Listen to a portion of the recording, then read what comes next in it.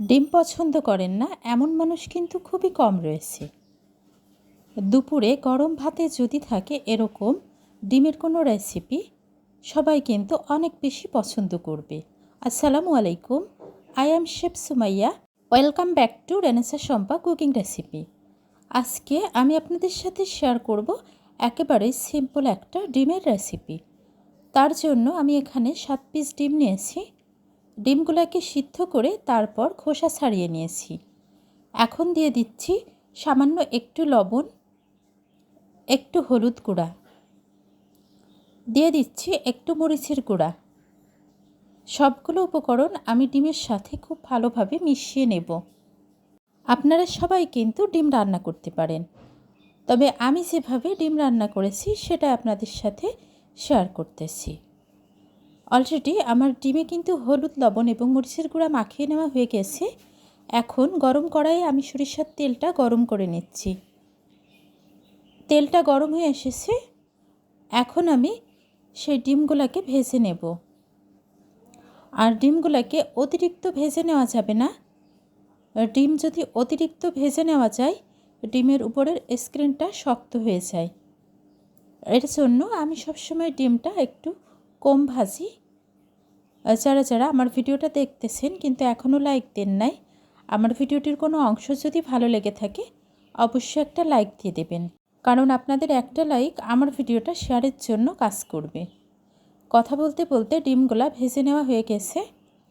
এখন আমি কড়াই থেকে উঠিয়ে নিচ্ছি। দেখতে পাচ্ছেন আমি কিভাবে ভেজে নিলাম।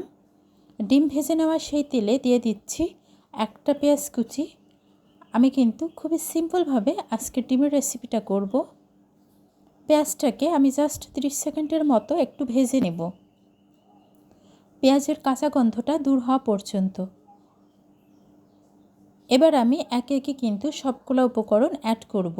দিয়ে নিচ্ছি 1 টেবিল চামচ পরিমাণ পেঁয়াজ পেস্ট, দিয়ে দিচ্ছি স্বাদ মতো লবণ। আবারও আমি পেঁয়াজের সাথে মিশিয়ে নিলাম। এভাবে যদি ডিম রান্না করা যায় খেতে কিন্তু অনেক ভালো লাগে। দিয়ে দিচ্ছি 1 চা চামচ পরিমাণ মরিচের গুঁড়া, দিয়ে দিচ্ছি 1 চা চামচ পরিমাণ হলুদ গুঁড়া, দিয়ে দিচ্ছি সামান্য একটু পানি মশলাটা কষিয়ে নেওয়ার জন্য। আজকের ডিমটা কিন্তু আমি সরিষা দিয়ে রান্না করব। এখানে আমি সরিষা পেস্ট দিয়ে নেব 1 টেবিল চামচ পরিমাণ। আর ডিমে যদি সরিষা দেওয়া যায় তাহলে কিন্তু খেতে অনেক ভালো লাগে। আবারও আমি মশলার সাথে সরিষা পেস্টটা মিশিয়ে নিচ্ছি। কষানো মশলার মধ্যে আমি দিয়ে দিচ্ছি সামান্য একটু পানি। খুব ভালোভাবে আমি পানিটাকে মিশিয়ে নিলাম আবারও। এখন দিয়ে দেব শুকনা মশলাগুলা। দিয়ে দিলাম 1 চা চামচ পরিমাণ জিরা গুঁড়া, 1 চা চামচ পরিমাণ ধনিয়া গুঁড়া, দিয়ে নিচ্ছি হাফ চা চামচের পরিমাণ শাহি একটা মশলা। এটা অবশ্যই মাংসের শাহি মশলা। এই মশলাটা দিলে কিন্তু ডিমের ফ্লেভার টেস্ট দুইটাই অনেক বেশি ভালো আসে। মশলাটাকে আমি কষিয়ে নিয়েছি। এখন আমি ডিমগুলা দিয়ে নেব। ডিমগুলাকেও আমি মশলার সাথে একটু কষিয়ে নেব। আশা করি আমার আজকের এই ডিমের রেসিপিটা আপনাদের কাছে অনেক বেশি ভালো লেগেছে। এভাবে কিন্তু ডিম রান্না করে আপনারা বাসায় খেয়ে দেখতে পারেন। আশা করি আপনাদের কাছেও ভালো লাগবে। এবার ডিমের ঝোল রাখার জন্য আমি পানি দিয়ে দিলাম 1 কাপ পরিমাণ। তারপর পানিটাকে আমি খুব ভালোভাবে একটু কড়াইয়ের সাথে নাড়া দিয়ে নিলাম। এবার আমি ডিমটাকে রান্না করে নেব। আর খুব বেশি কিন্তু ঝোল রাখবো না ডিমে, একেবারে অল্প অল্প ঝোল রাখবো। যারা এখন পর্যন্ত আমার ভিডিওটি দেখতেছেন, যদি আমার ভিডিওটি ভালো লেগে থাকে অবশ্যই আমার চ্যানেলটি সাবস্ক্রাইব করে আমার পাশেই থেকে যেতে পারেন।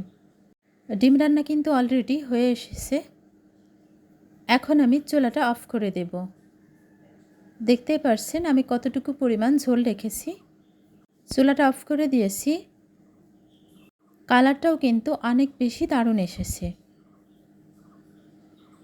সবাই ভালো থাকবেন, সুস্থ থাকবেন। ফিরে আসবো ইনশাল্লাহ আবারও নেক্সট কোনো রেসিপি নিয়ে। আসসালামু আলাইকুম, আল্লাহ হাফিজ। Thanks for watching. দয়া করে খাবার নষ্ট করবেন না। Please don't waste food.